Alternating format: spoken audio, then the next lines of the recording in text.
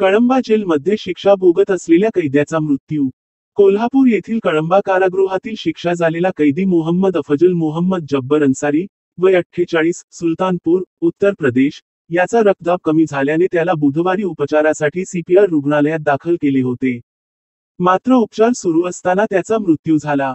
या घटनेची नोंद सीपीआर पोलीस चौकीत झाली आहे। मयत कैदी पोक्सो गुन्ह्याअंतर्गत 3 वर्षे शिक्षा झाल्याने मुंबईतून 5 महिन्यांपूर्वीच त्याला कळंबा कारागृहात पाठवले होते। त्यांच्या रक्तात साखरेचे प्रमाण अनियमित झाल्याने बुधवारी सकाळी सीपीआर रुग्णालयात दाखल करण्यात आले होते। उपचार सुरू असताना रक्तदाब कमी होऊन सायंकाळी त्याचा मृत्यू झाला। याची माहिती नातेवाईकांना दिली असता गुरुवारी मुंबईतून नातेवाईक कोल्हापुरात दाखल झाले। न्यायाधीशांच्या उपस्थितीत इन कॅमेरा शवविच्छेदन करून त्याचा मृतदेह नातेवाईकांच्या ताब्यात देण्यात आला। त्याच्या मागे पत्नी, 2 मुले, मुलगी असा परिवार आहे।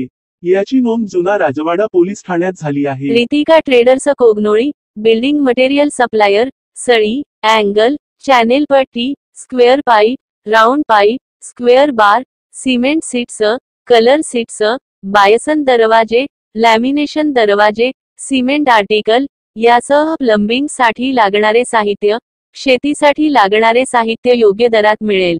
सिमेंट होलसेल व रिटेल दरात मिळेल। Ritika traders, Rajiv Gandhi Nagar, NH4 highway, Kognoli. संपर्क राहुल पाटील 99 70 69 02 65।